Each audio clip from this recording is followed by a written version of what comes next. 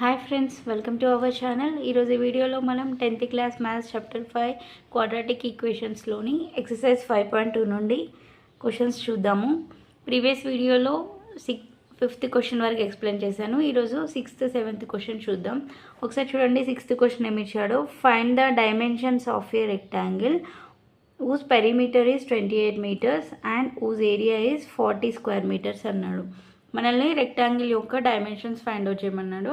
Dimensions means length breadth అనేది మనం find out చేయాలన్నమాట. మనకి హింట్ ఏమి ఇచ్చాడు, పెరిమీటర్ ఇచ్చాడు, ఏరియా ఇచ్చాడు. సో దాన్ని బేస్ చేసుకుని ఈ డైమెన్షన్ అనేది ఫైండ్ అవుట్ చేయాలి. ఒకసారి చూడండి ఎలా సాల్వ్ చేయాలో. ఫస్ట్ ఒక రెక్టాంగిల్ తీసుకుందాం. ఇక్కడ ఏబిసిడి అనేది ఒక రెక్టాంగిల్. సో దీని యొక్క లెంత్ ఎల్ అనుకుందాం, బ్రెడ్త్ బి. ఓకేనా, ఎల్బి. ఫస్ట్ ఇక్కడ రాద్దాం. చూడండి, ఫస్ట్ ఏమన్నాడు, ఊస్ పెరిమీటర్ ఈజ్ 28 మీటర్స్ అన్నాడు. ఓకేనా, పెరిమీటర్ అనేది ఎంత, 28 metres. Perimeter of rectangle equal to ఎంత ఇచ్చాడు, 28 మీటర్స్. ఓకేనా, సో పెరిమీటర్ ఆఫ్ రెక్టాంగిల్కి ఫార్ములా ఏంటి, 2 ఆఫ్ ఎల్ ప్లస్ బి కదా. So 2 of L plus B equal to 28. L plus B equal to ఏమవుతుంది అప్పుడు, L plus B equal to 28. ఇక్కడ 2 అనేది ఇక్కడ దీంతో మల్టిప్లై చేస్తుంది. ఇక్కడ సైడ్ తీసుకొస్తే ఏమవుతుంది, డివైడ్ అవుతుంది కదా. అంటే 28/2. 2 1s are 2 4s are. L plus B equal to ఎంత వచ్చింది, 14. L plus B equal to 14. Next ఇంకేమి ఇచ్చాడు, ఊజ్ ఏరియా ఈజ్ 40 అన్నాడు. So area of rectangle equal to ఎంత ఇచ్చాడు, 40 స్క్వేర్ మీటర్స్. ఓకేనా, సో మనకి ఫార్ములా ఏంటి, ఏరియా ఆఫ్ రెక్టాంగిల్కి లెంత్ ఇంటూ బ్రెడ్త్ అంటే L into B equal to 40. So ఇక్కడ చూడండి, L into B equal to 40 కదా. ఇక్కడ నేను ఎల్ ఈక్వల్ టు ఏమవుతుంది, L plus B equal to 14. అప్పుడు ఎల్ ఈక్వల్ టు ఏమవుతుంది, 14 మైనస్ బి అవుతుంది కదా. ఈ బి అనేది రైట్ సైడ్ తీసుకొస్తున్నాను. అప్పుడు ఏమవుతుంది, మైనస్ బి అవుతుంది కదా. L equal to 14 minus B. ఈ వాల్యూని నేను ఇక్కడ ఈ ఈక్వేషన్లో సబ్స్టిట్యూట్ చేస్తాను. ఓకేనా, L into B equal 40. L ప్లస్లో 14 మైనస్ బి తీసుకుందాం. 14 minus B into B equal to 40.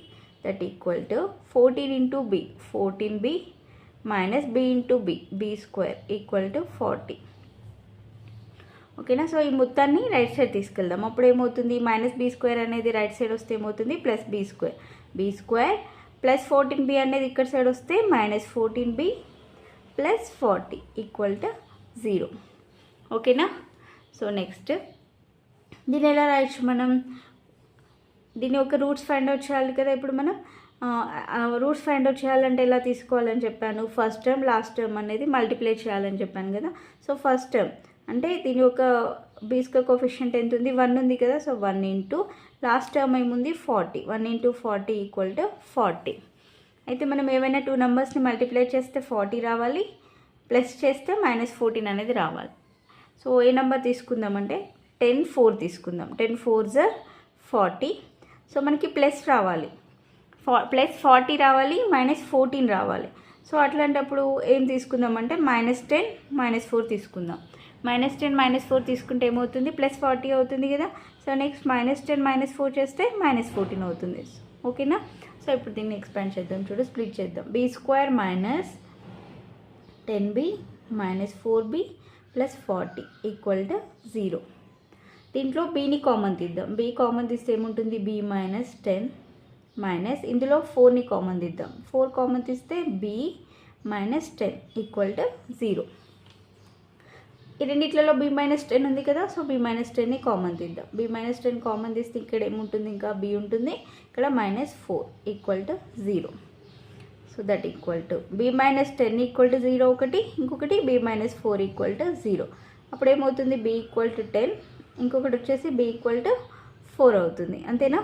So b equal to 10 ఒకటి వచ్చింది, ఇంకొకటి b ఈక్వల్ టు 4 వచ్చాయి. అంటే ఇక్కడ 2 వాల్యూస్ వచ్చాయి.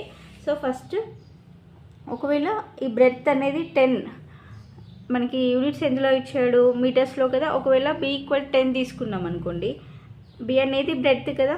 సో b ఈక్వల్ 10 అయినప్పుడు సో ఎల్ ఈక్వల్ టు ఏమవుతుంది అప్పుడు ఇందులో సబ్స్టిట్యూట్ చేద్దాం చూడండి. బి ఈక్వల్ 10 అయినప్పుడు ఎల్ ఈక్వల్ టు ఏమవుతుంది length L equal to 14 minus B కదా. ఎల్ ఈక్వల్ టు ఏమవుతుంది 14 minus 10, so that equal to 4. ఓకేనా. ఒకవేళ బి ఈక్వల్ టు 4 తీసుకున్నప్పుడు L equal to 14 minus B అంటే 14 మైనస్ 4 దట్ ఈక్వల్ టు 10. ఓకేనా. అంటే ఇప్పుడు మనకు వచ్చిన డైమెన్షన్స్ ఏంటి, LB equal to 10. L equal to ఎంత వచ్చింది, 4, బి ఈక్వల్ టు 10. ఒకవేళ బి ఈక్వల్ టు 4 తీసుకున్నప్పుడు L equal to 10, B equal to 4 వచ్చింది.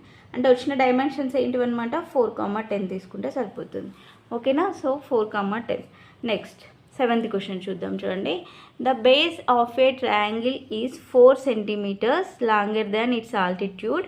If the area of the triangle is 48 square centimeters, then find its base and altitude అన్నాడు. ఇక్కడ మనకి ఏం find out చేయమన్నాడు, బేస్ ఆల్టిట్యూడ్ అనేది find out చేయమన్నాడు క్వశ్చన్లో. ఓకేనా. బేస్ ఆల్టిట్యూడ్ అనేది ఫైండ్ అవుట్ చేయమన్నాడు.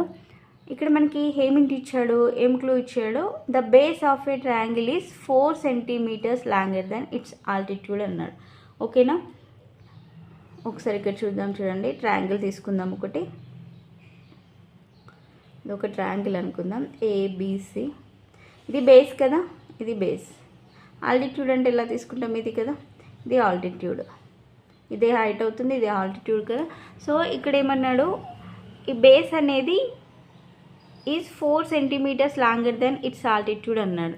ఆల్టిట్యూడ్ కన్నా 4 centimeters ఎక్కువ అన్నాడు. అంతే కదా. అంటే ఆల్టిట్యూడ్ అనేది మనకు తెలియదు కాబట్టి ఏమనుకుందాం, ఎక్స్ అనుకుందాం. ఓకేనా. So let the altitude of a triangle is X. Then base ఏమవుతుంది అప్పుడు, base equal to 4 centimeters longer than its altitude అన్నాడు. అంటే ఆల్టిట్యూడ్ కన్నా 4 centimeters ఎక్కువ. అంటే బేస్ ఏమవుతుంది, x+4 అవుతుంది. ఓకేనా. x+4. ఇంకేమన్నాడు, if the area of the triangle is 48 square centimeters అన్నాడు. సో ఏరియా ఆఫ్ ట్రయాంగిల్కి ఫార్ములా ఏంటి, area of triangle equal to half base into height. ఓకేనా. Half base into height. According to the question వాళ్ళు ఏమి ఇచ్చారు, క్వశ్చన్లో మనకి 48 ఇచ్చారు కదా. సో దీని ఈక్వల్ టు 48 రాద్దాం. Of base into height equal to 48. ఓకేనా. So that equal to base into height equal to 48 into 2. 48 2 0 ఏమవుతుంది 96 కదా. సో ఇక్కడ బేస్ ఏమనుకున్నాం, బేస్ ఏమొచ్చింది x+4 కదా. x+4 ఇంటూ హైట్ ఎంత, X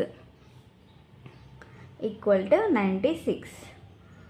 so next step, x into X x² plus 4 into X 4x equal to 96. Next x² plus 4x ఈ plus 96ని left side తీసుకొస్తే అప్పుడు ఏమవుతుంది, -96 అవుతుంది. That equal to 0.